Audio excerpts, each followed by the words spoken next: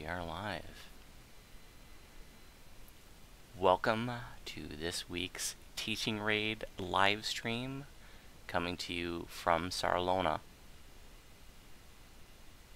If you're new to these events, these are something that my guild and I have been doing for 5 years now, where we're taking folks that are new to or still learning these raids through like a tutorial. It's like a walkthrough of the raids, showing them how it all works.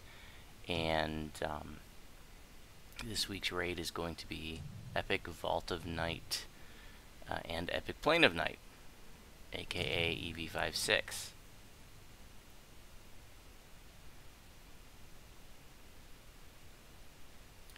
So we'll be doing like a full walkthrough of each of the raids, and we're not trying to make these folks experts at these raids. We're just trying to give them a basic level of competency so that they might feel comfortable maybe joining a pug of the raid. Sometimes these events draw in people who are new to the game, who are brand new to the raiding scene. Sometimes these events draw in people who are longtime veterans but just have avoided the raiding scene for whatever reason, and then anything and everything in between. So you may be aware that there are a lot of people who don't raid in DDO. In fact, there are a lot more people who don't raid than there are that do.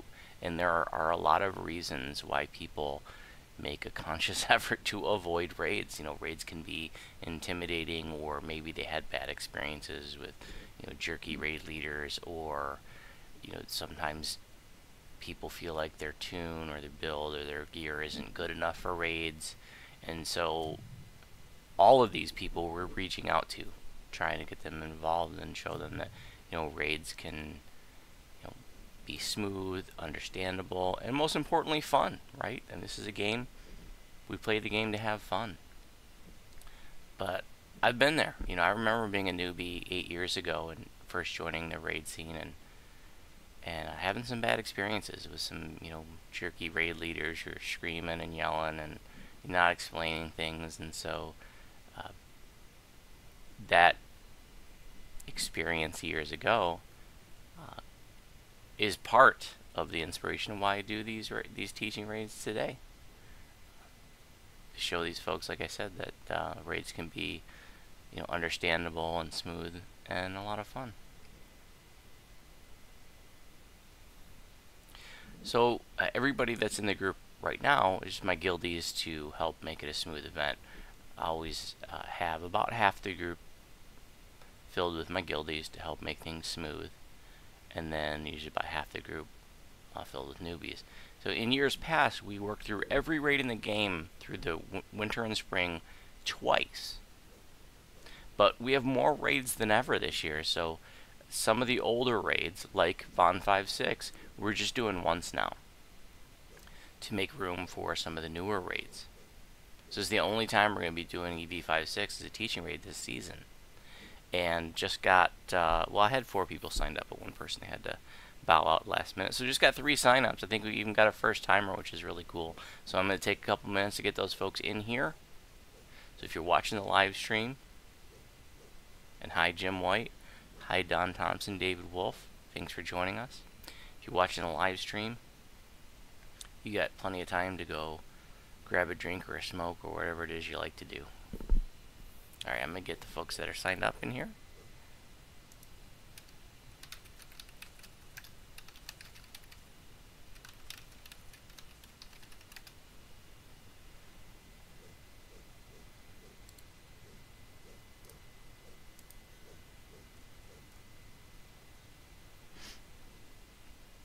Hey, Devin, you're welcome. Thank you.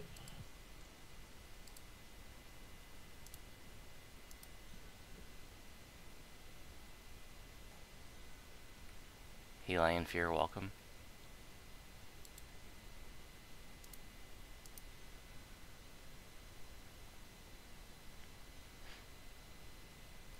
Welcome, Klept. Thanks.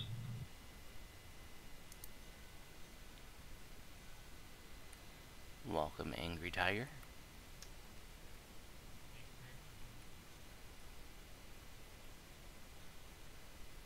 I think we got some folks that have not attended one of our teaching raid events before, so We just want to say happy to have you, and that this we conduct these as a learning environment. So if you I'm going to be explaining how the whole raid works, but if you have any questions along the way, please ask. Don't hesitate to interrupt me. Otherwise, I'm just going to keep going on and on. There's a lot to this raid. It's a pretty intricate raid, and this is the kind of a raid that you could easily do a dozen times and still not have a good grasp on all the little tasks that are happening in here. Before we get started, I want to know, I know we got some people here that have done it a few times and are still learning, and I think we even have a first timer, but and most of you told me, but if you could tell me again, who has never done this raid, like heroic or epic, and who's done it a few times and is still learning it. And I'd also like to know of the folks that are tuning in the live stream. I've never done it before. If you've done this raid before, or if you've never done it and you're still learning.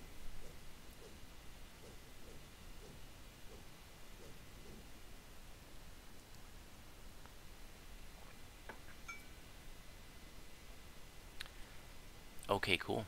Well, like I said, there's a lot going on in this raid, and in fact, I did it for years before I fully understood all the little different things. I mean, there's so many little puzzles and tasks that control things on the opposite side of the map that I didn't understand what to do, and then for years, even when I did them, I didn't really understand what they were doing. I just knew that they were things that needed to be done. So I'm gonna break it all down, and we'll be doing both on 5 and 6. So it's the first part is the Vault of Night, and then the second part is the Plane of Night. The Plane of Night is a much shorter, and that's where the loot comes from.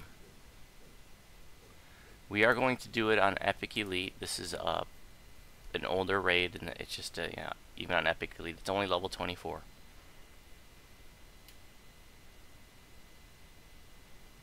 Go ahead and step in. It's definitely not a hard raid, but it is kind of an intricate raid.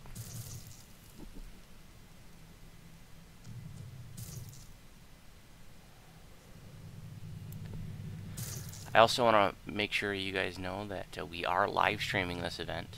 I've been live streaming these every week. There's never very many people that watch us. We just got 11 people that watch us now, and that are watching now, and probably not more than about 25. But we got folks from other servers that are watching and learning along with us. We got some first timers, so that's very cool. It's a way for people from other servers to watch and learn along with us.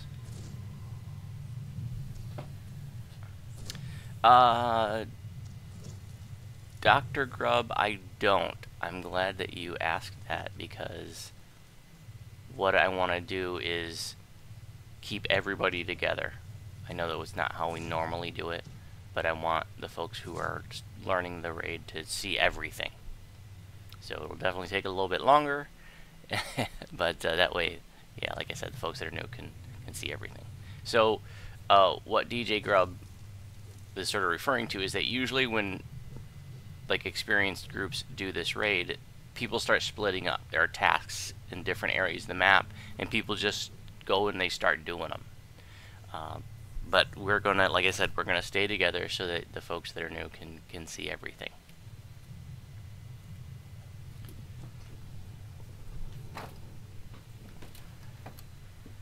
So let's see. Like I said, there's so much to this raid, so where are we gonna start? Let's make sure everybody's in. That's a good place to start. Okay, we're all here. So we've got some NPCs here in this starting room. We've got Haywire there in the east. We've got Mistress Orphany. We got Vale. We got Merrick here. And some of the NPCs have items that they can give you to help, but most of the items are really irrelevant by today's standards. Like there's a wand that can remove a disease that you can get from the undead in here, and there's some arrows that can help you break some of the DR of the mobs, but if you ever remove disease pots, then the wand becomes irrelevant, or heal. It used to be relevant, though. Yeah. Back in earlier days of this raid, the disease could kill you, and that was the only way you could remove it. Yep, and that was changed. So you don't really need to worry about any NPCs except for Haywire over here. And you should never talk to Haywire unless you're the person who's assigned to pick up an item called Haywire's Voice, or just the voice.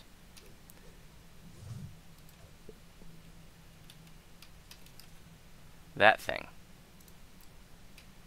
And there's just one of them in the raid, and this is a very important item that lets you keep to perform a task, or actually several tasks later in the raid. And I really want to emphasize that you definitely don't talk to him. Because some people see NPCs and they just talk to them like reflexively. They just, they don't even think about it. They just talk to him because they think there's an NPC there, so I'll talk to the NPC. But if you just clicking through and you might not realize like that he gives you this item. So what happens in pugs, where there are new folks that don't know this, is that somebody picks this item up without realizing it, and then the raid leader spends 20 minutes trying to figure out who has this item. Because, like I said, this is an essential item to complete some of the tasks later, and if some random person is just carrying it around that doesn't even know they have it, the raid can become incompletable. So never pick up this item unless you're this person assigned to do that. There's going to be another item like that too, and I'm going to show you where that comes from a little bit later. Alright, let's go ahead and all head to the east.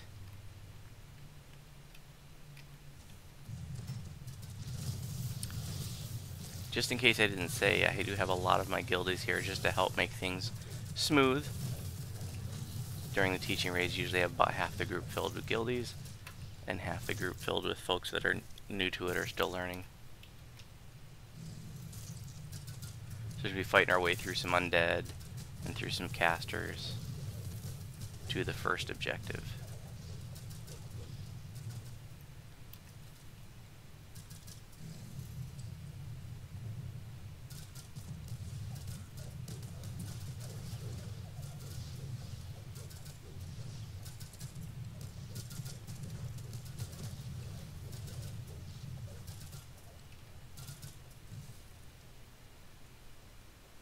We're going to continue south.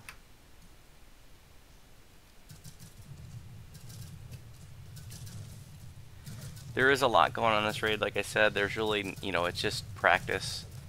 Helps you remember what the order of the tasks are. This is a great raid to learn because it's a very high XP raid. So you will see this raid pugged out quite a bit because of, it's worth like 300,000 the first time, and even successive times is worth like, I think like 150 or more thousand on Epic Elite. Maybe even around 200,000. You'll also see it pretty often in heroics on TR trains. Yeah, that's a good point. It's really good heroic XP too. Definitely a lot more challenging when you're doing at level, especially if you're doing it like on Reaper mode for max Reaper XP at level 10. Actually, it's not a bad raid until you get to the end fight, and I will emphasize some really important things during the end fight if you try to do this on Reaper mode at level 10. So here we got a locked door. So a trapper or a knocker is good to have. And here's the first objective. It's a floor tile puzzle. So I'm not going to try to show you how to do the puzzle. The solution is on the wiki. It's not hard to figure out. But the gist of it is, and if one of the High Lords that knows the puzzle could just start working on it, that'd be cool. Appreciate it. But if you step forward, you'll see there are like these rooms behind barriers on each side.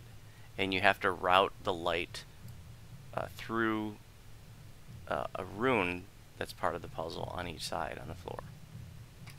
And then once you do that on each side, then it'll open up this next barrier to the north. And there are 2 more side rooms that you have to route the light through.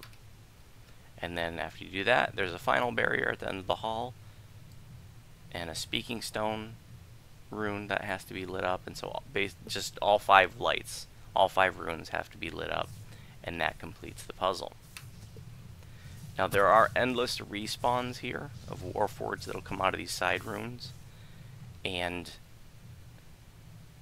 a lot of groups, what they'll do is they'll keep a couple people here, like one person to solve the puzzle and one person to kill the Warforged.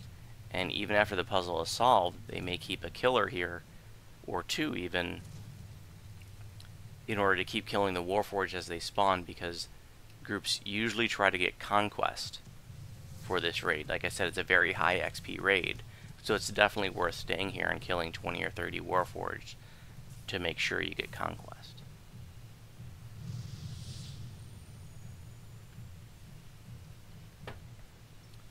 And you usually want to have folks, you know, leave folks behind that are self-sufficient. So at this point, like if you were in a pug, like if groups fought their way here to the puzzle, like I said, they'll usually leave like a puzzle solver and a killer here, and then everybody else will keep moving. But so everybody can see everything, I'm wanting the group to stay together.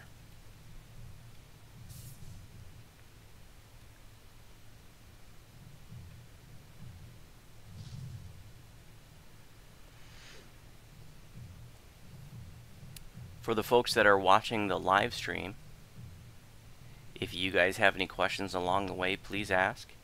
My attention is mainly focused on the folks that are doing the raid, here in the raid, but I will be watching the chat when I can and responding to questions when I can. And if I sound groggy, it's because I just woke up before the raid.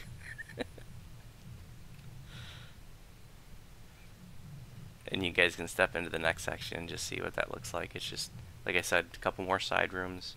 The light has to be routed through there. And then there's a speaking stone here. And that item that we picked up in the beginning room, that Haywire's voice that I linked to you, that's actually the item that lets you speak to these speaking stones. But these speaking stones won't become active until you do another puzzle at the other end, at another end of the raid.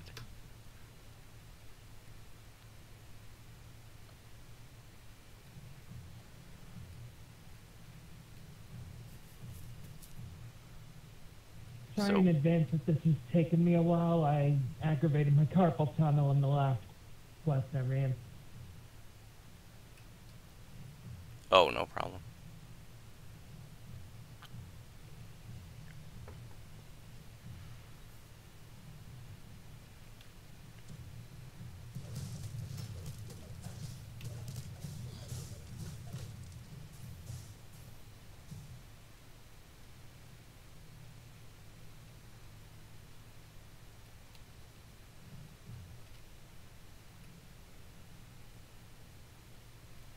You'll notice that there are runes that are lighting up around the archway that's in front of the speaking stone at the north end of the hall. There's 2 lit now, there's a 3rd one lit. And those just correspond to the runes that are being lit, that are part of the puzzle.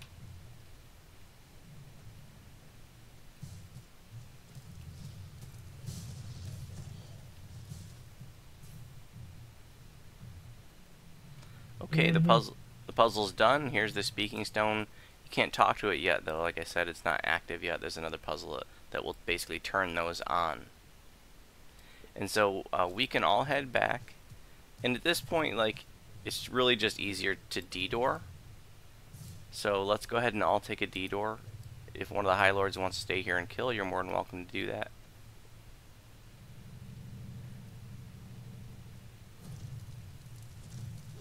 Looks like we have a couple people who are better at raw killing than I am, so yeah. But I want all the new folks to take that D-door. And if you didn't have D-door, you just run back. No big deal. And now we're going to be heading to the west. And someone self-sufficient is perfect for the conquest job. Preferably a melee or a warlock. A caster may run out of SK.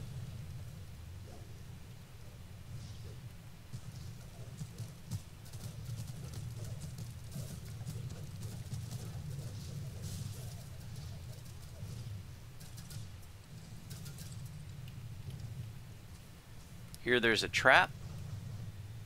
a trap that can be pretty painful if you have a lower HP, or pretty painful at, like if you're doing it on heroic at level. The trap box is on the right. If you don't know where that is, just step to the right. You can see DJ Grub doing it.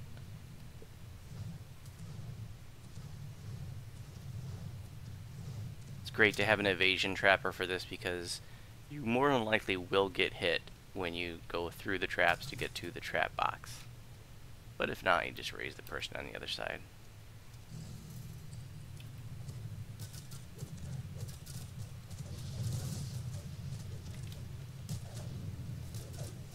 This raid can be done without a trapper and lockpicker, but it's definitely a nice role to have.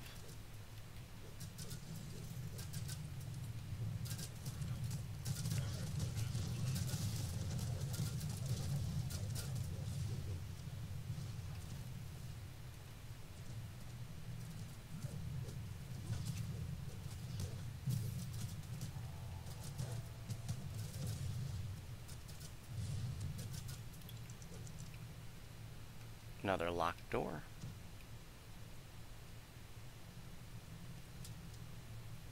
Thank you, DJ.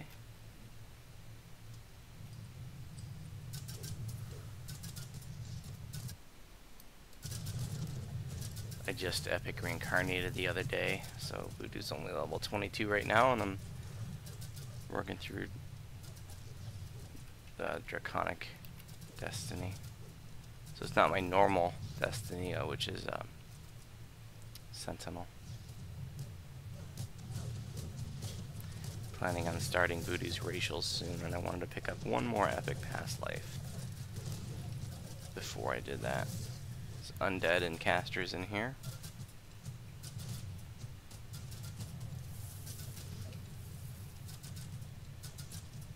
And we just want to work our way around both sides. It just loops around.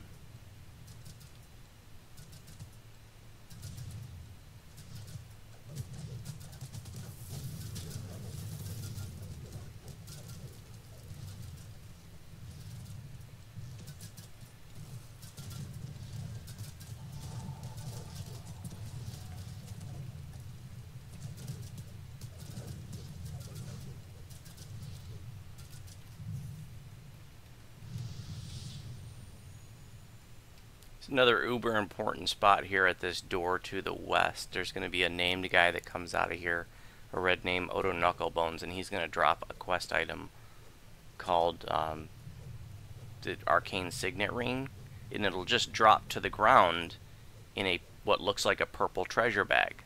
And so this is another situation where people just, they see a purple treasure bag and they don't even think about it. They just reflexively pick it up, just like you normally do. But this is a quest item that's essential to complete the raid. So just like the voice that we got in the beginning, what happens here is people pick it up without realizing, and then, you know, your pug raid leader spends 15-20 minutes trying to figure out who picked up the ring because it's needed to complete a task later.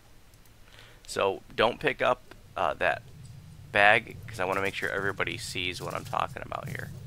That Odo Knucklebones here will drop. Just go ahead and step back when he dies. I want everybody to see on the ground there's a purple treasure bag, which happens to be right next to a regular treasure bag. But you can see it says Arcane Signet Ring. I just picked it up. And there it is. It's just something that lets you access a puzzle later. You're pretty quiet, Angry Tiger. Might need to raise your volume a little more. Oh yeah, if you're talking angry, I can't hear you. There's a collectible here in the north, guys, and a shrine. And then here in the south, a couple mobs. Don't open that treasure chest. There's some traps here. I think 5 trap boxes. Is that correct? Yep. Yes, there are 5. Cool. Please take notice of where they're at if you're a trapper type, for future reference. Basically on each of the columns.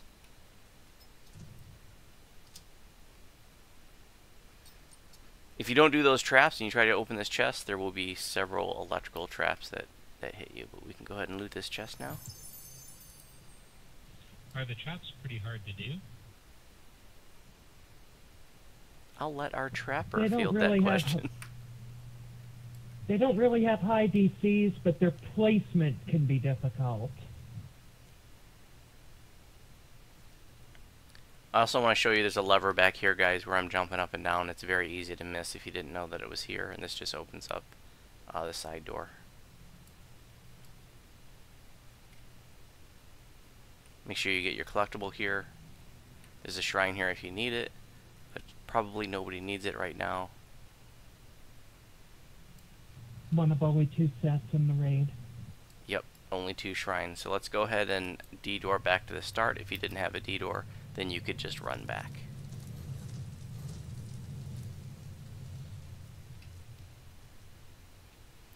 And now we're going to be working our way up the north section.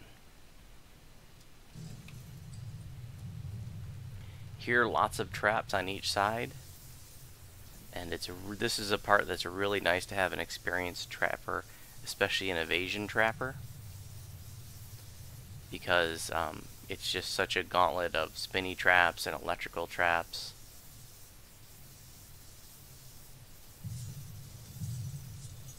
Take a close look how this works and where the boxes are. So Dr. Grub here is going to get, he's getting this first trap box here, and that actually affects the first set of spinny blade traps on the other side. So sometimes trappers will just work back and forth. Sometimes, so are those traps missing just because he has really high evasion? yes.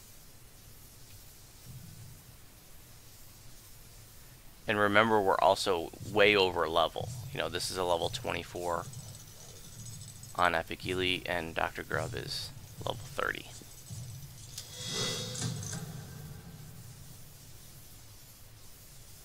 If you want to step into this electrical field to see what that feels like, I encourage you to do so. If you die, we'll raise you.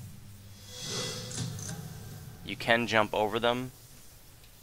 I've heard different people say different things. Like, I always jump when I see the electricity at the top of the arc, and that works pretty well for me.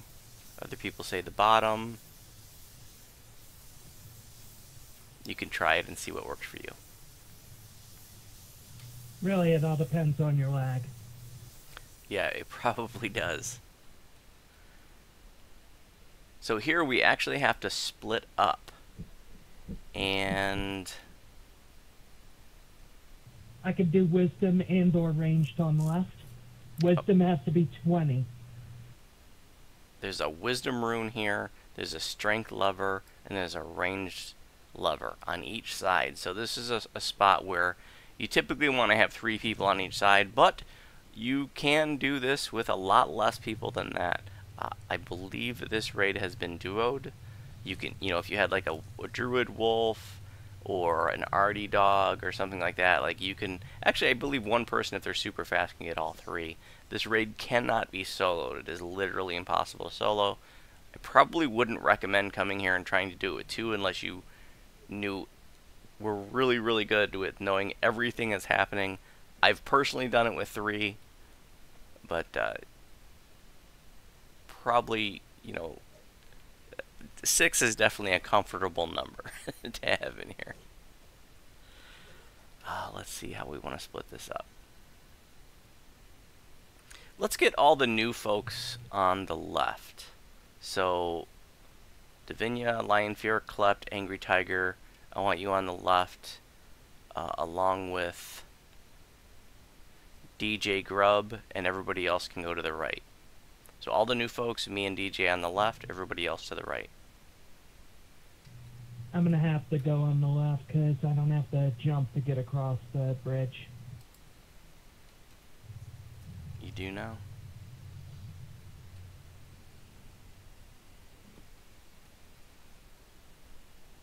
Anyway, for those runes and switches, you need at least 20 wisdom and at least 25 strength. The requirement is same in heroic and epic.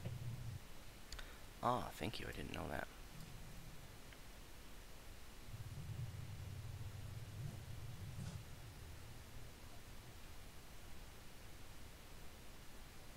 There are no failure conditions of this raid, by the way, you know, other than a total party wipe.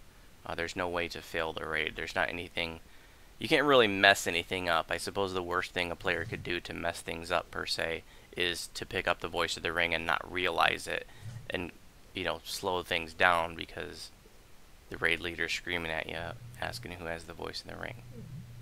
There are actually some lava spots that are difficult, if not impossible, to get out of, and if you got the voice and ring and you go in there, oops. Yeah. That's a good point. Okay, so here, all 6 of these levers have to be toggled at the same time. And if you fail to do that, then you just try again.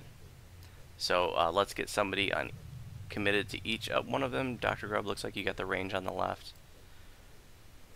Davinia, you can get the wisdom rune on the left. Or our monk, it doesn't matter. And then we need somebody to get the strength lever on the right here. I'm not strong enough for it. Okay, on the count of 3. 1, 2, 3, pull.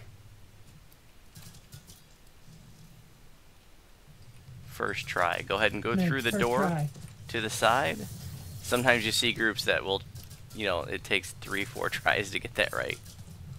Even experienced groups, you know, because of lag and stuff. If you don't make, especially if you decide to short man the right side.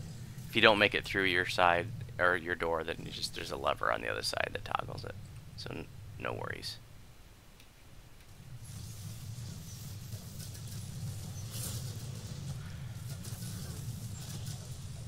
So here you can see that the right group is down below.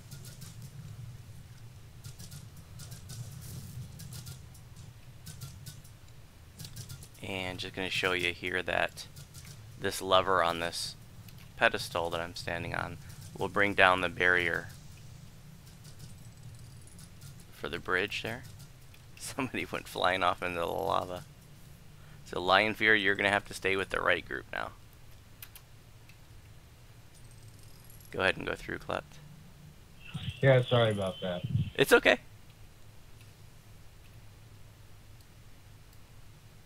I did that my first time. And then this lever over here on this pedestal I'm at controls the barrier for that bridge.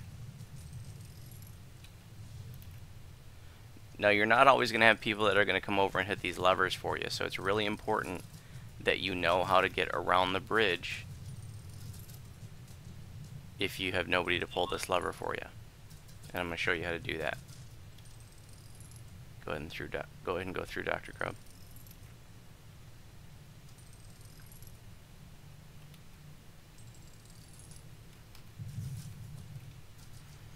For those of you on the left side, I just want to show you that you can walk up these supports.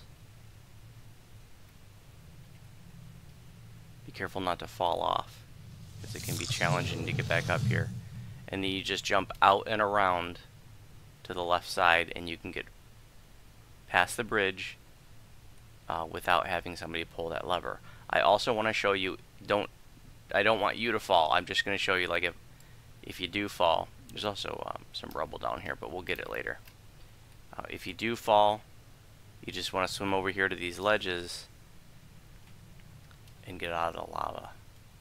And if you have like abundant step or something, then you can make it. You can actually make it back up to the side, which I'm going to show you right now.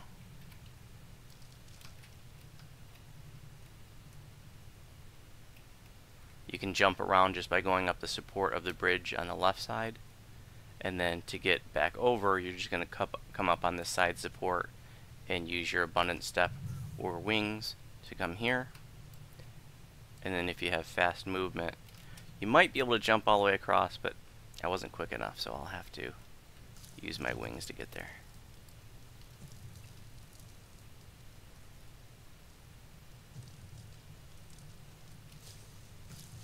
Actually, I think if I use my rallying cry, then that should be good enough to jump over there.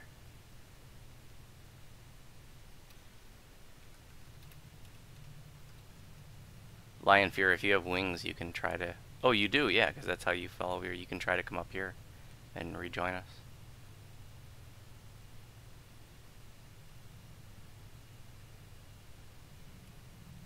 So just wing over here where I am.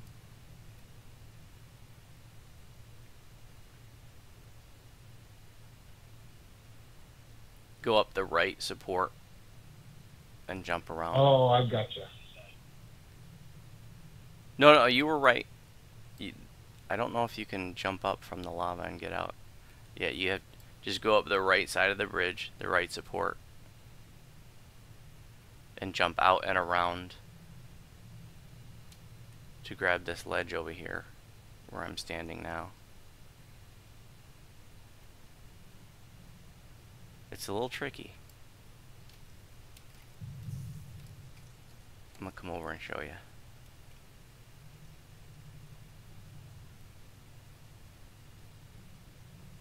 So you're gonna come up here and then jump out and around. And I missed it. I'm not hasted, so it's a little more difficult.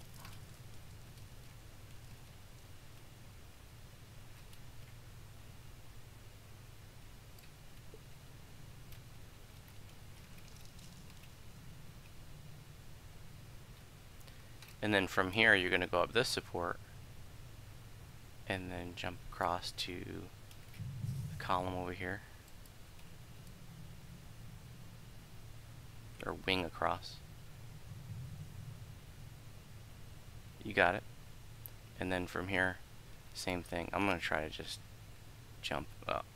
Actually, my rallying cry's on timer, so I'll wait till my wings are off timer.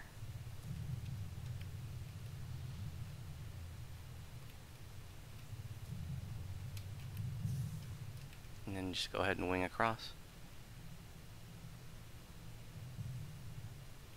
Nicely done. Nice.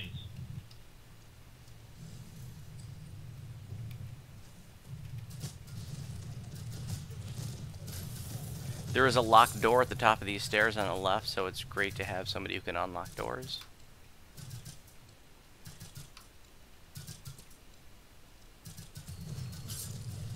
If you don't have that, then you know you can use a bell of opening if you don't have a caster that can cast knock.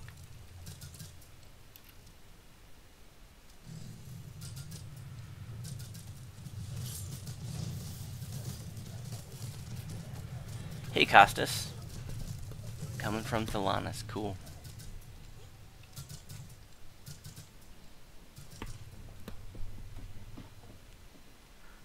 Hey Neff. A lot has changed since 2009. So if you come back, there'll be lots of things to learn, and you'll have a lot of fun. It's like a totally different game. The folks here on the left, I just want to show you there is a lever here. It is not toggleable right now. It will become toggleable shortly as soon as we complete an objective. But I just want to emphasize that that lever must be pulled in order to advance the raid.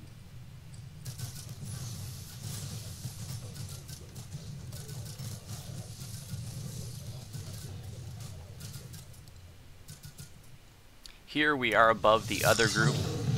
If you just look over the edge a little bit, you'll see that there's other platforms down there. Don't jump down, but I just want you to see that that's where the other group is. And then, as Torin was mentioning earlier, there are parts where like you can fall down into lava and there's no good way out. This is one of those parts, so I'm going to actually show you that because I want you to see what to do when you go down there, but I'll show you that a little bit later. We'd like to show you not only how these raids work, but what can go wrong and what to do when things go wrong.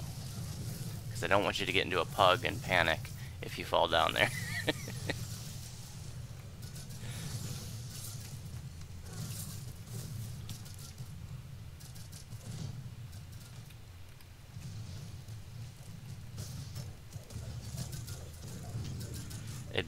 Advice on packed choice for Warlock. It really depends what you want to do, you know. They're all pretty cool. Another door that needs to be unlocked.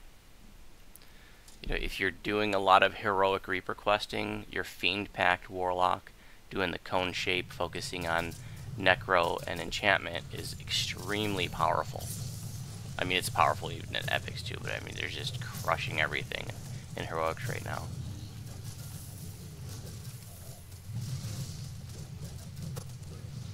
So here, there are some barriers that are blocking some rune wheels. The way to bring down the barriers is just with the person that has the ring, the arcane signet ring that we got from Odo Knucklebones on the other side, that you just step towards the barrier and it brings it down. All of the rune wheels just need to be hit 4 times. If you forget that, the solutions for these are on the wiki, and the solution for each of these rune wheels is also on the speaking stones that they operate. So remember I said you get the speaking stones and the voice lets you talk to them? Well, these rune wheels actually unlock those speaking stones and allow you to speak to them. And all the speaking stones have the symbol corresponding to the colored rune wheel that turns it on. But all you really need to remember is to just click each one of them 4 times. And like I said, if you forget, just pull up the wiki article about this raid, and it will show you the symbols that they're supposed to be set to. Go ahead and go up the ladder. Some more trash mobs.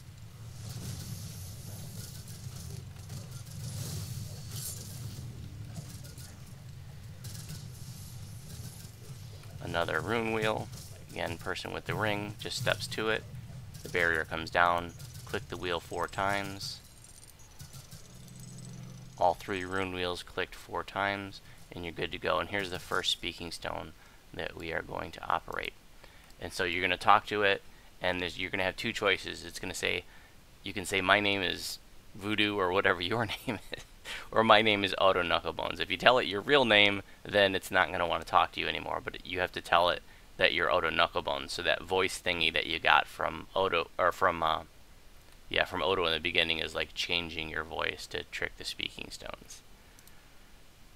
And so there are tasks that it can perform. Some of the speaking stones just have 1 task, some of them have 2. And you want to basically just go ahead and tell it to do to all the tasks that it can do. And you may have to speak to the stone twice. If it's multiple tasks, then you'll have to speak to the stone twice. Now notice that in the upper right hand corner in the checkbox it says restore north portal conduit, and that's been checked. So that task has been done, and we know that we're done with the north. Now at this point you would typically detour, but I want to show you guys the other side, so go ahead and jump down. Want me to grab the lever? Yes please. So now the lever is toggleable. Remember I said that level has to be pulled. If you forget to pull that lever, you'd have to come back here, and just to emphasize, it's this lever up here. It is a strength lever. It doesn't have a high strength check by Epic standards. But make sure you pull that lever. Okay, let's go back here. Let's carefully drop down to the platform below. There's a chest that we can get. It is locked.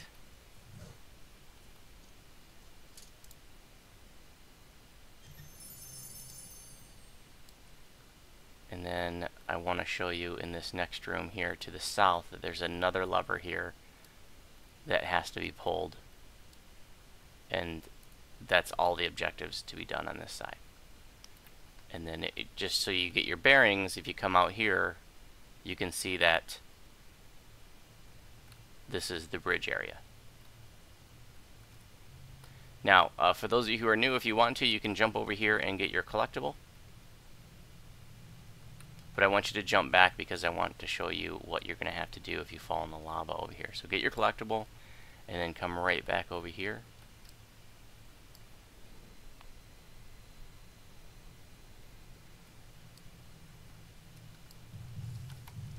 I'm going to demonstrate for you guys, if you didn't see it, how to get over here without the lever being pulled. You come up the right support, the right bridge support, and then jump out and around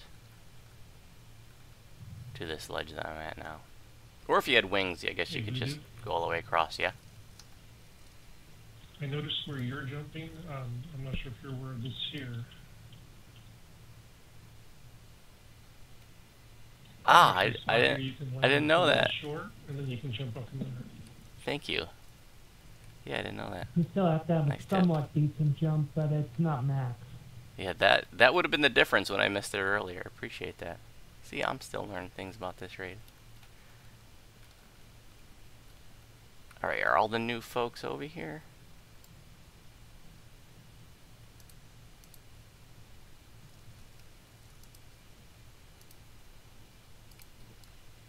I already saw him crash the lava.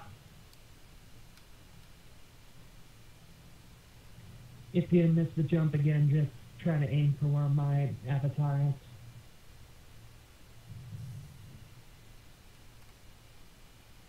Okay, cool. Right this way, guys, in the north.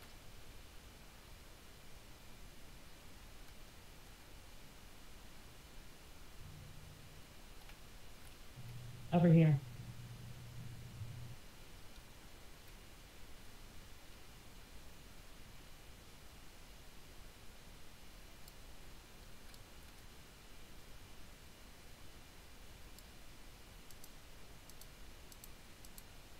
Missing a lion Thank you. fear. Oh, there you are. Where? Oops, I dropped. That's okay. That's exactly where we're going. Okay, guys, I just want to show you that if you fall down here, this is one of those like lava traps that, or lava pits that there's no good way to get out of. So if you fall down here, and go ahead and fall down here, I want to show you that like there's, you know, you can like go right here and get out of the lava, just so you don't die in it. Or I suppose you could do it on the other side or one of the other spots. But really, the only way to get out of here is to either recall the raid, which you know, you definitely wouldn't want to do that unless your raid leader said it was okay. And you definitely wouldn't want to do that on Reaper, because if you recall out, you can't get back in. So what hopefully you have is access to D-door, and somebody would just toss up a D-door and then get you out. So if you guys want to swim over here to the west side where I am, I'll put up a D-door, and then we'll get out of this mess.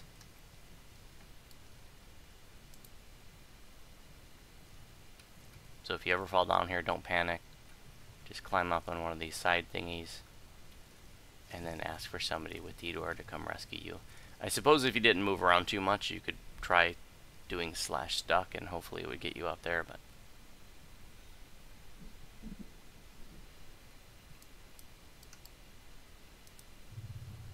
and here is a D-door, which appeared above us. Go ahead and click on that D-door.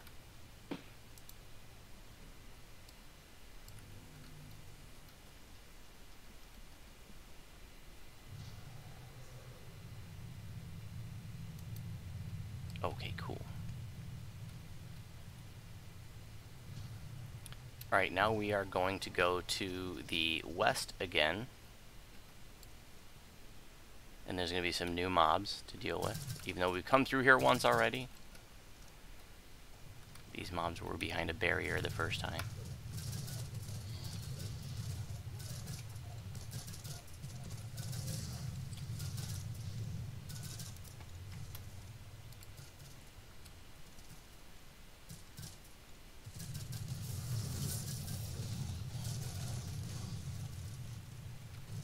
There's a collectible here where I am. Little rubble. And for this next part, I want everybody to go down this shaft. There are going to be some zombies, some breakables. There's also a collectible. If you're careful, you can grab. You kind of have to fall down to it. But it's right where I am. It's almost near the bottom.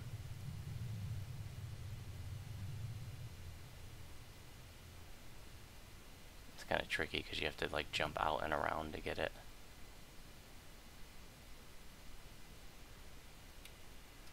And then at the bottom, there's some more breakables, and then there's a speaking stone too. So I just want to make sure all the new folks see this, that there's this speaking stone down here.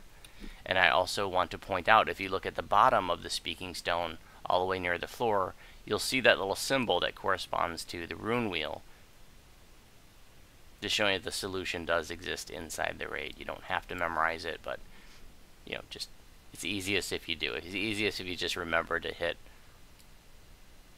all those rune wheels 4 times. Okay, so I'm talking to the speaking stone. I say, my name is Odo Knucklebones. I ask it, what tasks can you perform? And this one just has one, channel energy to the west portal conduit. Boom. You can see that checkbox has been checked off in the quest box. Now we go back up.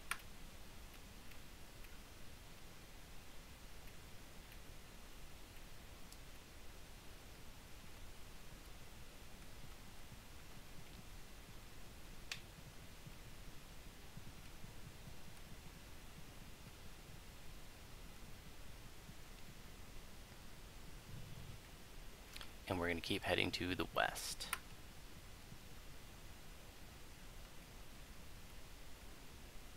There would be more Warforged here, but people have already cleared them out. Nope, they're here. Oh, we're like right here at the start. I meant in that little corridor. Ah, okay. So same thing here, just work our way around both sides. There's going to be Warforged, there's going to be some iron golems. Hopefully you know, but just in case you don't, fire does heal iron golems, which is really important to know for the end fight, because the end fight is an iron golem of sorts.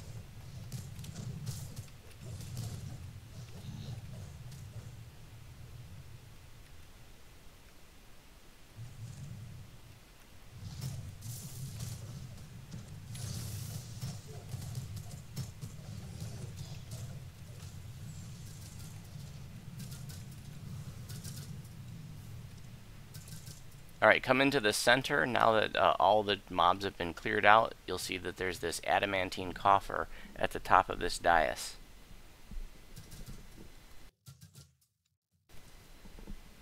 This coffer is used to open a door in the next section of the raid. Do not pick up this coffer unless you're the person assigned to do so. It's not a big deal if somebody else has it. It's basically as long as they know they have it and they're not like, you know, they don't grab it and then go AFK for 20 minutes, because then you're going to get yelled at.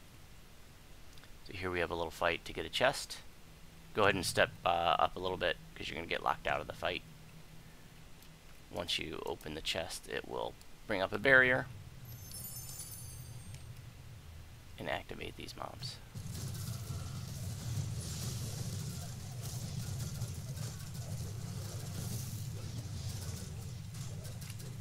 Grab your loot. No named loot drops from there. It's just a junk chest. Make sure you got your collectible. You can shrine if you want to. I am going to. Okay, cool. I suppose it's worth mentioning that some groups won't open that chest on the other side of the hallway until this point, because this is the kind of a raid, like, it doesn't lock out until the very, very end. So this is the kind of raid where people will put up LFNs and just get started, and people will just join in progress, and just as a courtesy, sometimes they just won't open the chest until they get to this point. That way latecomers can get that chest on the other side of the hall, and so people might do that now. But we already looted that chest. So let's go ahead and detour back to the start.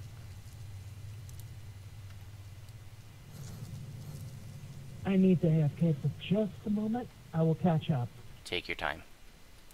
And now we're going to go to the east again.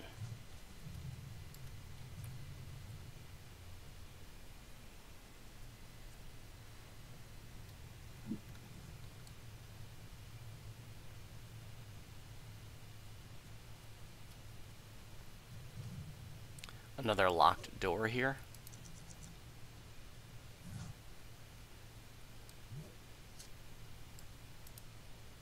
And the adamantine coffer that we just picked up on the other side, that's what goes into this disposal speaking stone. And just so you have your bearings, if you look through this fiery grate, we're actually going to be going down the hall and wrapping around and ending up here, and there's like a, you can see, if you look closely, you can see a big rust monster down there. So you just talk to the speaking stone, insert the adamantine bound coffer, and it opens this door right outside to the north. But we're not going to go that way. Don't go that way yet, guys, because I want to just show them the speaking stone at the puzzle. Normally the group would go to the north at this point, but because I'm trying to show you guys all the little objectives, I want us to go to the south, please.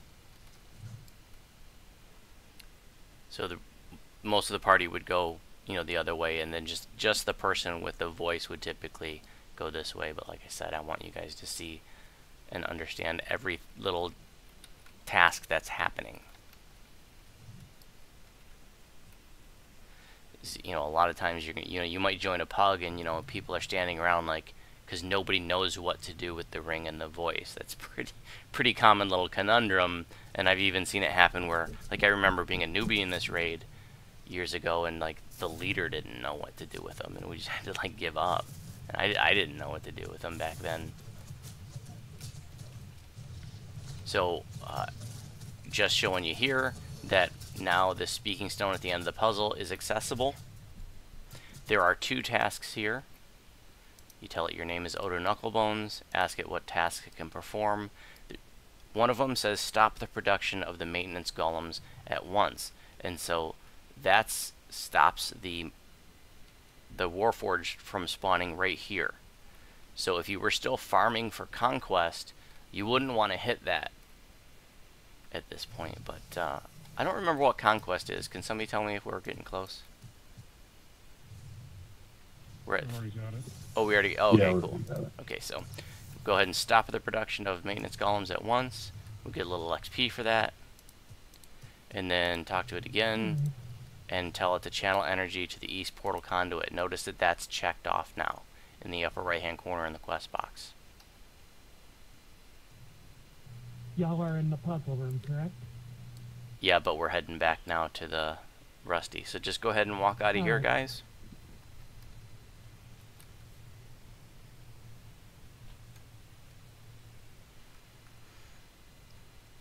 Again, only the person with the voice needs to come up here and do that.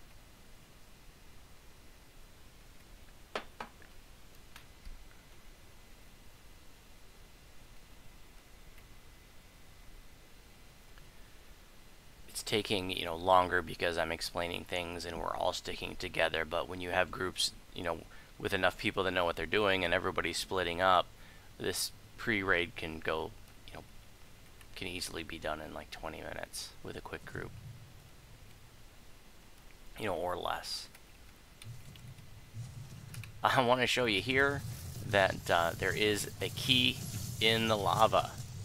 If you use whatever you use to target non-combat targetables, you'll see there's an iron key at the bottom of the lava. Nobody's trying to play a gag on you. There actually is a key at the bottom of the lava, and that opens this door here. Or you can just use a lockpicker or a knocker. You don't need to swim down and get the key, but I just wanted to show you it's there. I think it's like the only place in the game where there's like a key in lava. I remember when I was new to this, I thought somebody was playing a gag on me, trying to kill me. Like, oh, there's a key in the lava, go get it. There really is.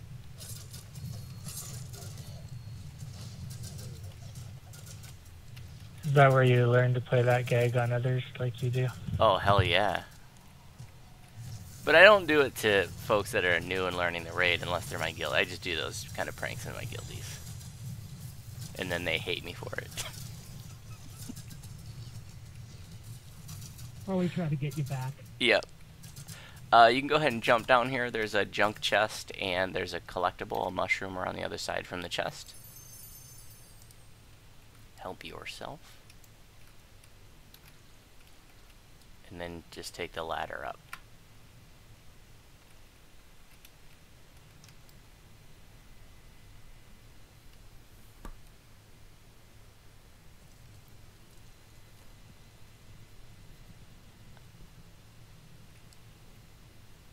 You didn't know there was a key down there? That's awesome. Hey, I learned something this run too. You know, there's so many little details, like I didn't know about that little ledge when you jump around the bridge on the right. That little stalagmite ledge. That's a nice little tip. Especially for all the poor clerics out there that have no jump and no haste.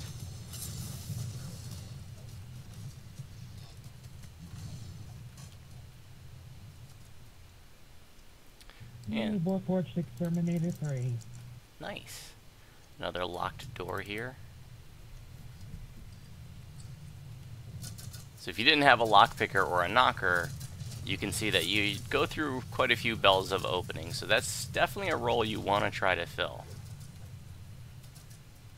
And here we're going to fight the Rust Emperor. Don't go all the way in, just past the door. I want to make sure everybody gets in here because it'll lock out. Go ahead and come inside the door all the way. Alright, cool. And he actually has a key inside his body that we kill him to get it out.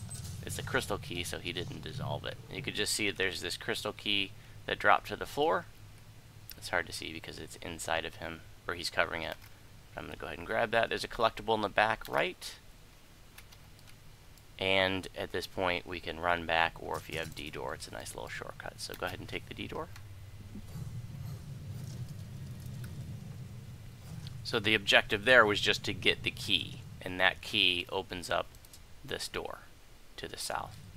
There is a shrine here if you need, and now we're heading up the final hall now. There's Ransack. Woot. If you look up here, there's some more forge that can be helpful to help DPS those. They can be pretty irritating, especially if you're doing this like at level for bravery bonus.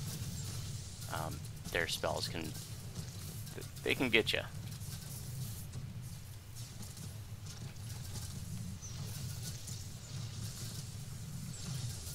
Let's go ahead and range those down.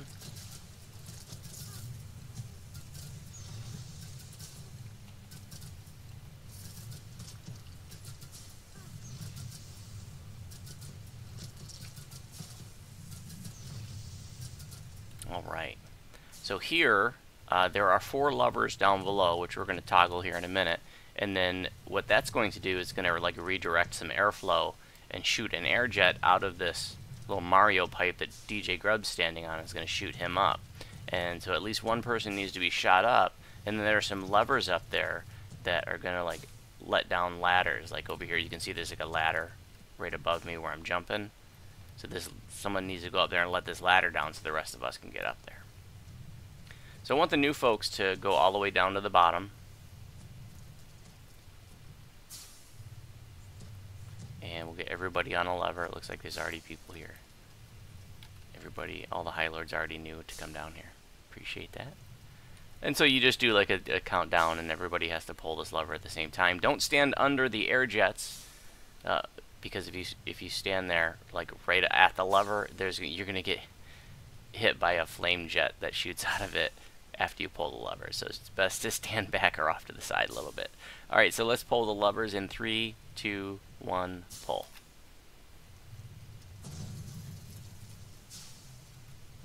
And it's probably best to wait here until someone confirms that they got up. Let us know if you got up. Got it. Okay, cool. We can go up now. Air jets are so finicky, you know, they're so weird sometimes that it's very easy to get shot up and you lag and don't get to where you need to be or whatever. Go ahead and climb the ladder. There's a trap up here. Be careful. You can run along the outer edge and avoid the trap.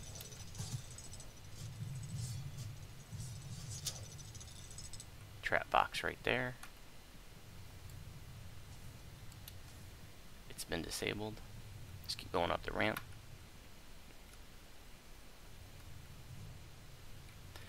For the new folks, I want to show you something here at this pipe here where me and Angry Tiger are. So let's see. There's Lion Fear, Divinia, and Cleft is up there. Okay, cool. So I just wanted to show you that this lever here, where I am, shoots another air jet out of this pipe, and that can shoot you over across the way. And you can see there's another lever up there on the left. That's another lever that you want to toggle to let this ladder down here.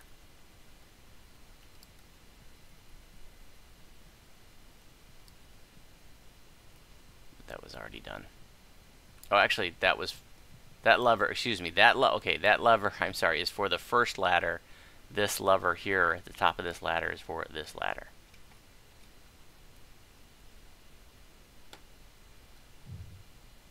Here there's a ranged lever that you have to hit both of them at the same time in order to bring down the drawbridge.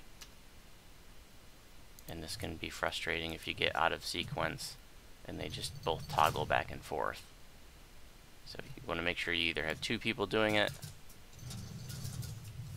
or I just fell through the drawbridge. one person who's really quick. So there, what somebody has done, what I normally do to my guildies, is this is a fun gag you can do to your friends, is that when they're trying to cross the bridge, then you just toggle it again and they fall.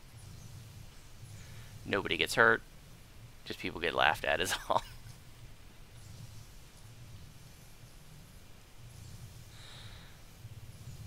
Oh, my guildie's being jokesters.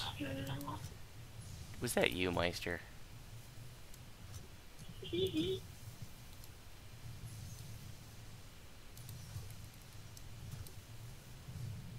Okay, bridge is down. I fell through it again. You can do that even when it's down. Yeah, that sometimes happens in a variety of bridges in this game. The one in Creeping Death does that too. Right in the start. Oh, that's awful, because then that would kill you. Yeah. Nice.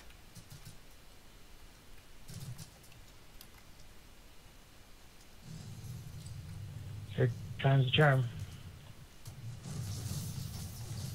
Saying for a reason.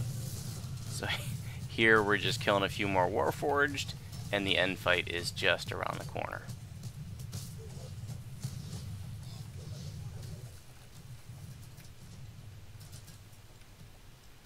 You can look down over the edge here and just see the shaft that we just got done climbing. Here there's 3 locked doors. There are some traps between the doors.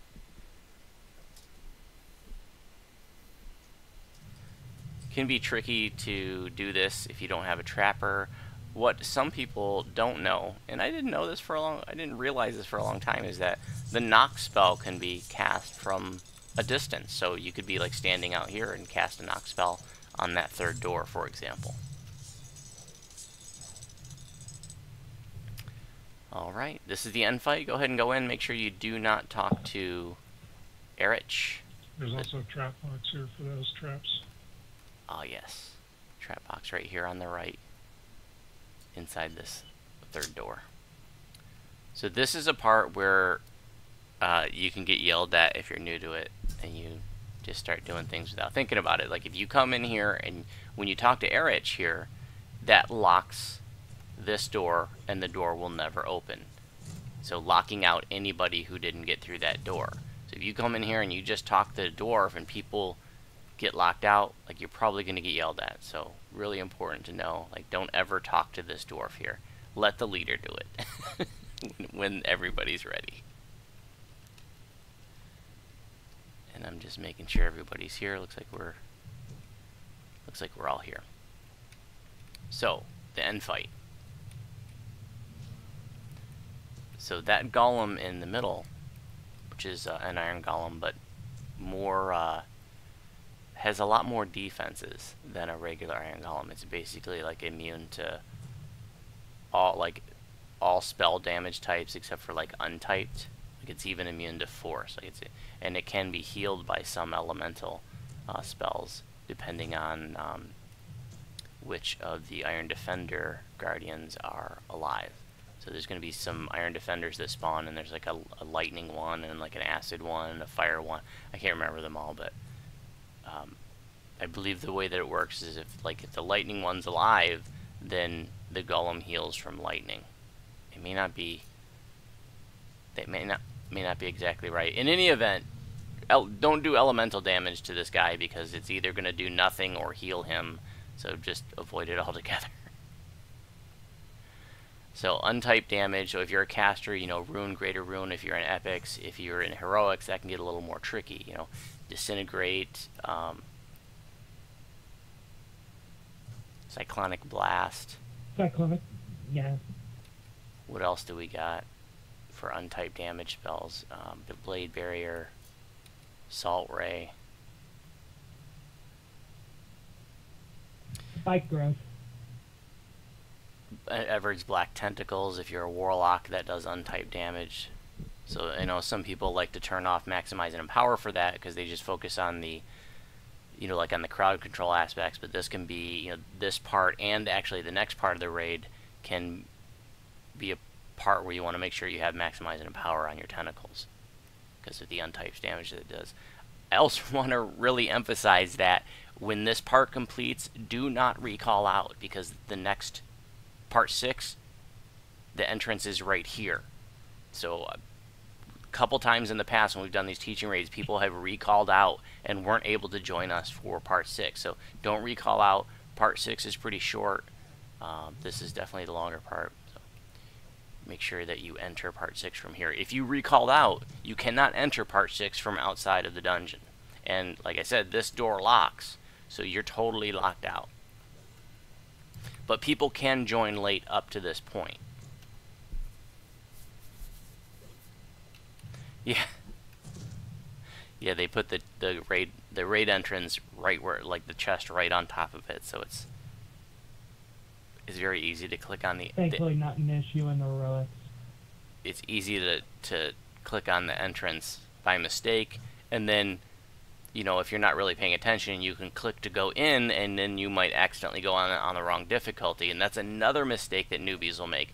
Make sure that you do, you know, don't let the leader go into the next part first, because the leader will select the difficulty. If you go in and you select the wrong difficulty, it can't be changed at that point, I don't think, unless, like, whoever went in recalled out and then the leader reset it. I guess it could be changed that way. That's another thing that you could do as a newbie in this raid to get yelled at. So, you know, let the leader talk to the dwarf, let the leader select the difficulty for part 6. And finally, there's another important point. Do bad guys come out of these portals? Yes, that's where the Iron Defenders come from. So we're going to smoke this. This is going to be no problem. We're all over level. It's going to be very easy. But what I want to emphasize is that if you're doing this like at level 10 heroic on Reaper mode, this fight can be crazy and you can be really caught off guard. I certainly was the first time I did it on Reaper. We got our ass handed to us and it was pretty embarrassing. Because I'm so used... Go ahead. On top of everything else, like all Iron Defenders, he has DR Adamantine, and he has a lot of that. That is correct. You want to make sure that you have adequate boss DPS if you're doing this on Reaper mode at level. It's really easy to come in here. It's, you know, Reaper raids are not that tough. There are no champions in raids, so they're actually easier in a sense than other content. But this boss fight, like, I've been in here where, like, we smoke the rest of the raid, we get to the boss fight on Reaper mode, you know, we're all level 10, and we have garbage boss DPS, you know, and we struggle to complete. So make sure, if you do it on Heroic Reaper at level, that you have adequate boss DPS. A great way to do that, I mean, if you have, you know, melees that have Adamantine that can overcome its damage reduction, that's great. If you have, you know, Fury Shotters that can break DR, Warlocks that can respec to pick up penetrating blasts so that their Eldritch Blasts are doing piercing damage, which is untyped damage instead of, you know, force damage or whatever, then that can be really helpful too. So make sure you have adequate boss DPS if you do this at level on Reaper.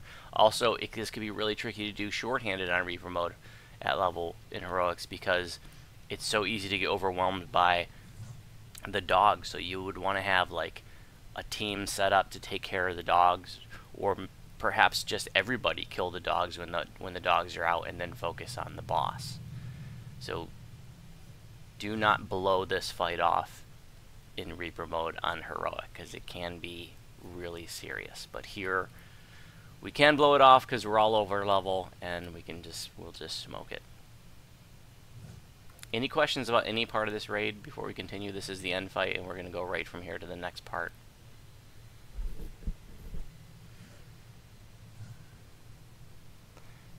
R10, we can't do R10 because, you know, the maximum level for Reaper mode would be level 28, so it's 6 levels over the base, and this is base level 22. So we can't even do Reaper mode. Alright, here we go.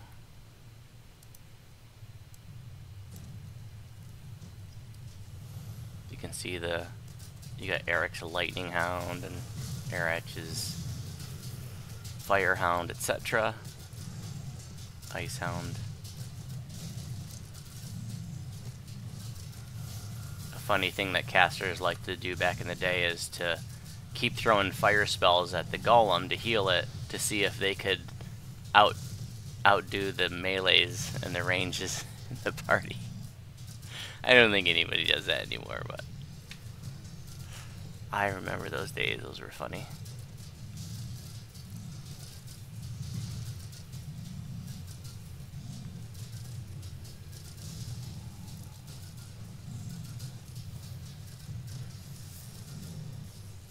Okay, and here talking to Erich will complete the raid, so everybody put your voices on, drink your XP pots or whatever it is you want to do, and gather at the chest. Incoming XP in 3, 2, 1.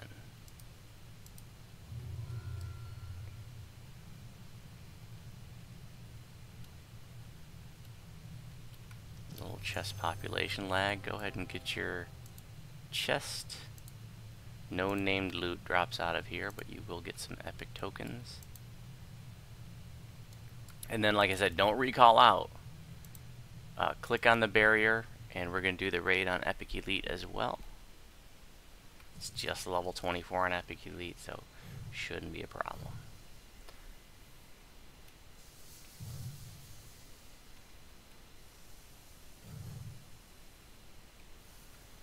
Go ahead and step to the side here where we're gathering. I don't know if Vella even shoots fire here anymore.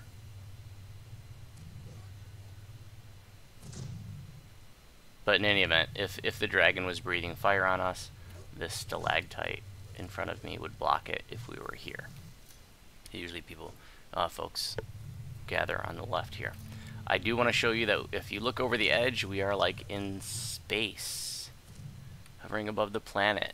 If you fall, you are shot out of the raid, and there is no way to get back in, so do not fall, and don't ever like cast grease here as people are peering over the edge, because if they fall because of your grease, they might get very angry at you. Or sleet storm or something. Don't ever like think you're funny and grease the walkways or anything, because it will shoot people right out of the raid. I do want to show you that if you look to the south, under that main platform down there, you'll see there's a itty bitty floating island. If you ever fall here, I hope you have feather fall, and you want to try to feather fall over to that island, there will be a portal.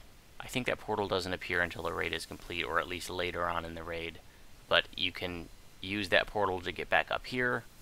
So if you do fall, try to make it to that island, and you won't. That way you at least won't get shot out of the raid. But try very, very hard not to fall.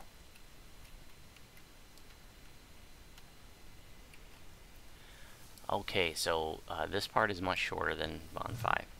And what's going on here is that there's like a circular walkway in front of us, and there are 3 islands. One in the south, one in the east, and one in the west, that each have an objective. There's a pillar that we have to beat down simultaneously in order to open the way to the end fight. If you jump up, you can see there's like a big middle island, and then there's like a yellow barrier that looks like a dragon that's blocking that center island. And so we're going to be beating down these pillars simultaneously to bring down that barrier so we can go to the end fight. There is a genie and some trash mobs, methods or elementals at each one of the islands as well. The genie in Epic, actually the genie's not there in Heroic, but in Epic the genie like basically controls a force field around the pillar. So we have to beat the genies down to bring down the force field that's guarding the pillar, and then we can DPS the pillar. If you're in a low DPS group or you're really short-handed or something, this part can become very challenging because it's a matter of timing.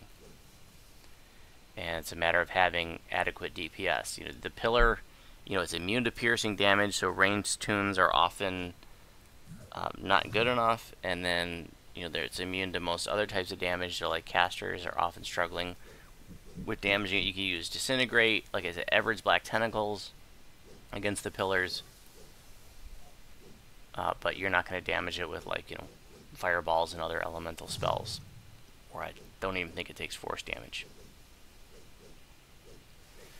So what would traditionally be done back in the day is you would prep the genies down to like 10% health, and once all bases had their genies prepped, then you'd give the kill order on the genies, and then you would start beating down your pillars as fast as possible.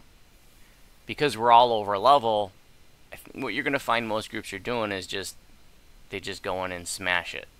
And if they don't kill their pillars fast enough, then the pillars regenerate, but then they just beat it down again until they're all down. But if you have a particularly disorganized group, or you have mismatched DPS on the islands, you know, you can have like 2 of the islands where they're DPSing it down really quick, but the 3rd island, you know, everybody's dead because, you know, they didn't have any hit points, or they don't have any pillar DPS or something, and they can't get it down. And so trying to get all 3 pillars down at the same time, you know, it can be challenging. I mean, I've definitely seen, like, we're doing this in Reaper at level and stuff where, you know, we're struggling to get them down all at the same time. One thing I will say is if you have trouble with a Rack Knight, you will have trouble with the pillars. Yeah, because it's the same damage type. Now, one thing I don't know, and somebody help me out, is does Vella still burn away the platforms? Does anybody? Yeah, she does. Okay. I just haven't seen that happen in so long. I didn't know if it's changed. So this is another thing that can make this raid incompletable. That so as we're all running to the bases, and ideally we'll all beat down the pillars simultaneously, open up the end fight, go in and start beating on the dragon. But if certain bases are struggling, and like some bases are having to run over to other bases and run back and forth and taking too long in this part, see, Vella's the Red Dragon boss. She's going to be flying above the center island and shooting her fire breath at us as we're going across these walkways. And it's going to eventually burn away the walkways. So there'll be no way to, like, get over to the islands. Like, if there's, like, let's say that everybody dead in an island and the walkways were burned away. So you want to, watch out for that and try not to take too long at this part. Once the bases are done, the pillars are beat down, then we're just going to sometimes people will detour back to be faster, or you can just run back, go into the island, and we're going to beat down Vella. And it will be very easy, but I'll mention a few strategies for, like, if you're doing it at Reaper or something, or if you're short-handed or whatever, or you have lower DPS, or lower hit points. I'm going to take a minute to do base assignments, to type these in, so just give me 1 minute, please.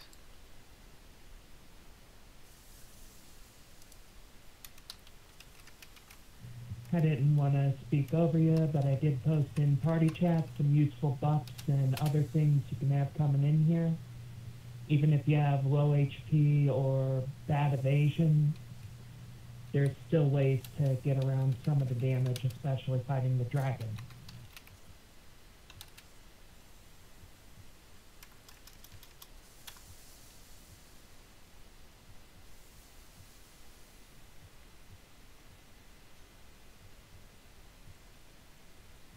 Fire shield is also helpful.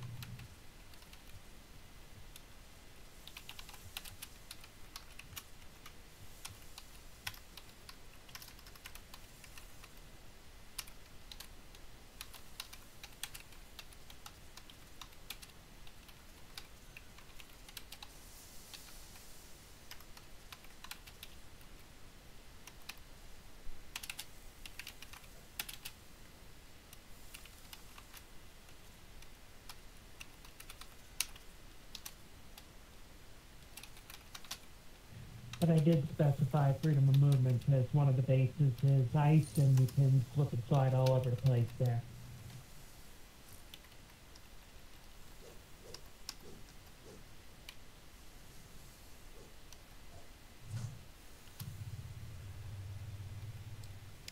Okay, base 1, which is going to be to the left, is going to be DJ, Wooter, and LPR. Base 2, we're also going to go to the left. It's going to be me and all the new folks, Davinia, Lionfear, Clef, and Angry Dragon, or Angry Tiger. And base 3, which will go to the right, and that means we to the top of the ramp here, you can see that it goes left and right. Base 3 will go to the right, and that's going to be Menon, Torin, and Meister. Oops. We'll put you to the right.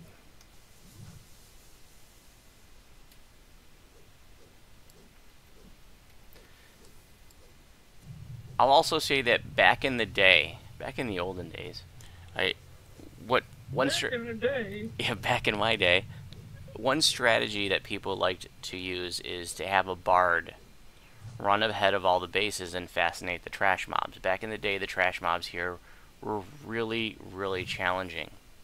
And so instead of having the bases split off to the left and right, what you would have is the entire group staying together, going to the left. The bard would run ahead, fascinate the trash mobs, and then the group would keep going. Some people would stay behind, like at base 1. The bard would run ahead, everybody else follows. The bard fascinates stuff at base 2. Everybody gets to base 2. Some people stay there.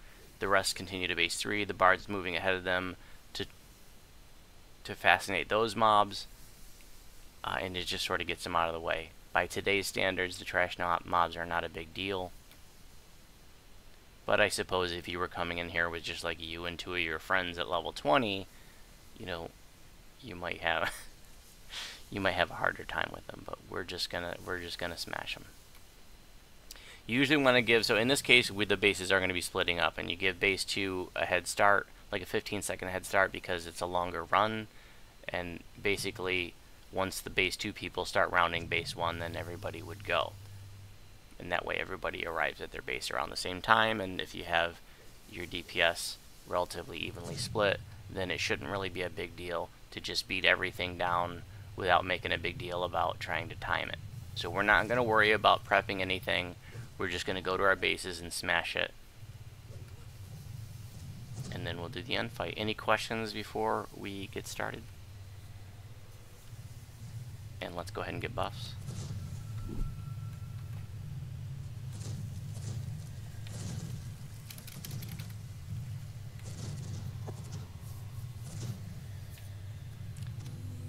Okay, the base 2 folks, which is all the new folks and me.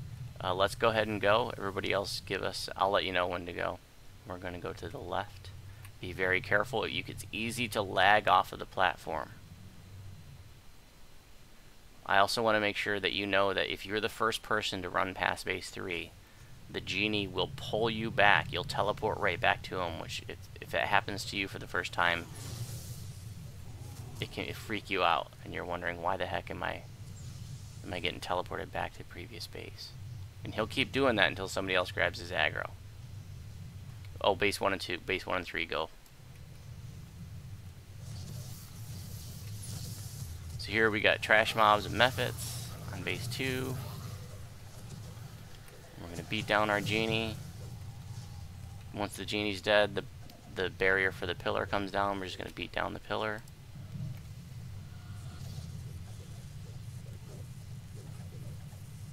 And we're good to go. Oh, no we're not. I thought we had it. Keep beating down your pillars. We'll get a message that says the last pillar, blah, blah, blah, blah, blah.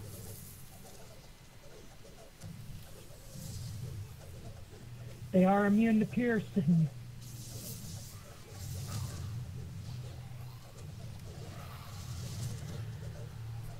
Which base doesn't have pillar DPS? Looks like perhaps base 1. Okay. You can use Everard's Black Tentacles. I know there's at least one Warlock there. Just throw an Everard's on it.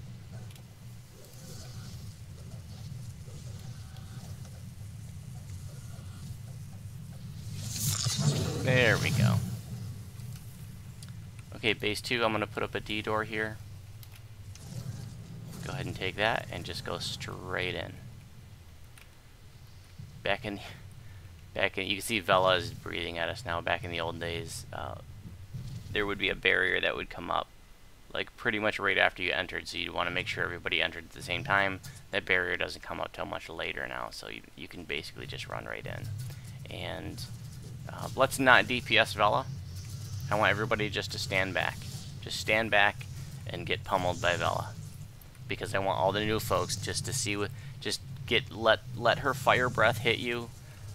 She's gonna do some comet falls, etc., etc. I just want you to see what it feels like when she hits you with all of her attacks. So she's gonna do her little fire breath, which people might call out Inferno to tell you that it's coming. She has a tell. She will snort fire out of her nostrils, and that's her tell that she's gonna do the Inferno. Back in the day, back in the olden days, that would have probably killed every one of us, but you can see, like, by today's standards, not a big deal.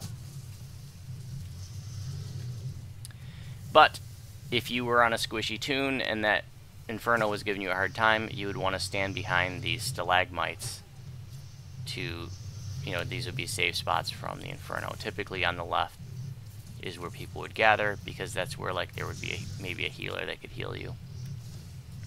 But today, usually people are just going to, like, run in and smash it. Everybody has enough fire resistance and stuff like that to just, like, just to totally obliterate her.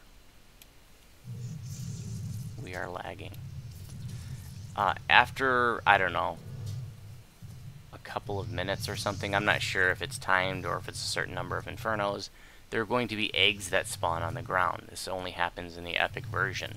And after maybe 10 seconds or so, the eggs will hatch into fire elementals, which that was another thing that back in the day, like, if you had fire elementals that, you know, if you didn't have people killing the eggs right away, those fire elementals could easily overcome the party. But by today's standards, it's probably not going to be a big deal.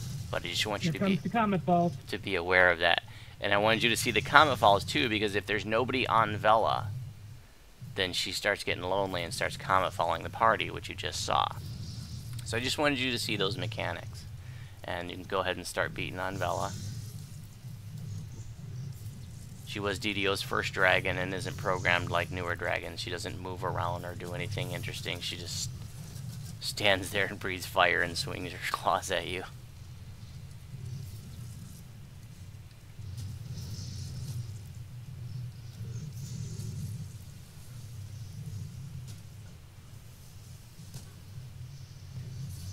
There are a couple trash mobs that spawn, some like fire reavers. Back in the day, you might have a caster assigned to deal with them. No big deal by today's standards. And the eggs just spawned. When you kill them, you get spell points, and they despawn when Vella's dead. Probably should have let them hatch into their fire elementals, but too late now. That's okay. Okay, guys, that's it. Help yourself to 4 chests. If you have any questions about either one of these raids, let me know.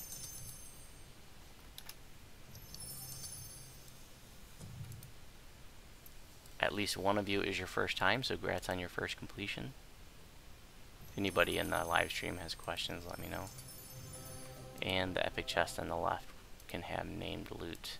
Now this is an old school raid, so the epic items don't drop outright. These are the epic items that have to be crafted by collecting the base item, the seal, the shard of the base item, and the scroll of the base item. And so the shards and the base items drop from here in the raid, but the scrolls can drop from, like, the flagging quest, and I'm not sure. I think the seals drop from the flagging quest end chest too. So you have to collect all 4 of those items and then put those into the epic altar in the 12 to craft, like, an epic Sword of Shadows, for example. You'd have to have the base item Sword of Shadows, the shard of the Sword of Shadows, the seal of the Sword of Shadows, and the scroll of the Sword of Shadows. All 4 of those to craft it. You also get red dragon scales from here to craft your red dragon armor. Which, there is red dragon armor that's different that can be crafted. Like there's like Vault of Night red dragon armor that's different than Cormyrian red dragon armor that you get in the Evening Star. There's their Dawson version of the old school red dragon armor.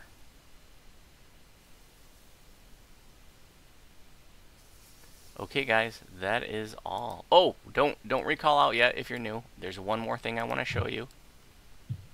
Come on out here on the walkway, yep. So go ahead and look over the edge and watch where I fall to. I want to show you that island so you know what to do if you ever fall. Try to feather fall down to this island underneath the main platform. Make sure you loot your chest first, in case you miss.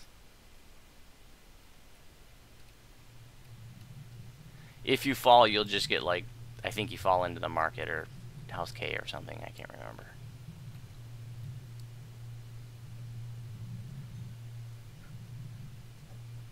Nice. And then just click on the portal. And that's what you do if you ever fall. I don't think that, like I said, I don't think that portal's there right away. I think that doesn't appear either until the raid's complete or maybe just later on. I'm not sure if it's timed or what. Okay guys, that is all. Don't forget to turn it in. Thanks for coming out. If there are any final questions, let me know. There'll be another teaching raid next Saturday. I'll post details in the Sarlona forum probably Monday. Not sure what it's going to be yet. Thanks for everything. Hell yeah, thanks for coming. Thank you very much. Had a great time. Cool, cool. You're very welcome. Night, everybody. Radio. Okay guys, I'm going to break. Thanks again for coming. Have a great night. Okay, folks watching the live stream, I am going to monitor chat for about 5 minutes. I'm going to shut down the live stream video feed now, though. But if you have any final questions, I will be monitoring chat for about another 5 minutes. This is on Sarlona, Double Dog. Thanks for watching, guys, and I'll see you soon.